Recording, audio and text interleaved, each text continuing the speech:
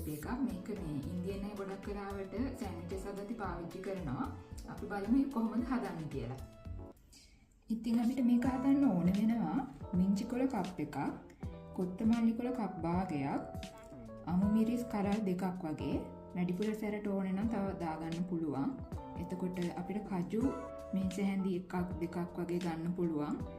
කජු නැත්තම් රට කජු ගන්නත් පුළුවන්, රෝස් කරපු එක ගන්න. එතකොට සුදු ලුණු බික් එකක්, ඉඟුරු අඟල් භාගයක විතර කෑල්ලක්, ලෙමන් හරි දෙයි හරි තේ හැඳි එකක් ජූස් ගන්න.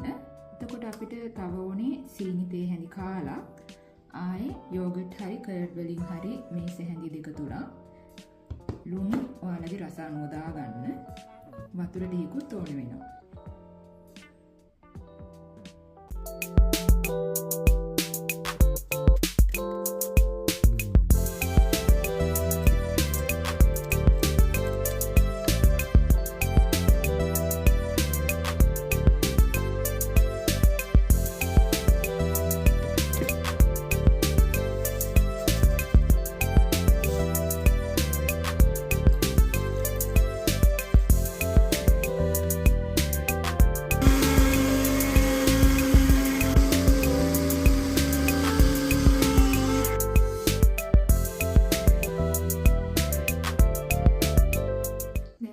චට්නි එක හදලා ඉවරයි.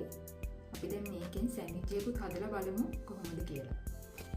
අපි දැන් මින්ට් චට්නි එකත් එක්කලා සෑන්ඩ්විච් එක හදලා බලමු කොහොමද ඒකේ රස කියලා. මම මුලින්ම පාන් පෙල් දෙකක් අරගෙන තියෙනවා. ඒකට බටර් ගාගෙන ඊට පස්සේ මින්ට් චට්නි එක ගාගෙන ඊළඟට මේ චීස් ස්ලයිස් එකකුත් තියලා සෑන්ඩ්විච් එකක් හදාගන්න යන්නේ.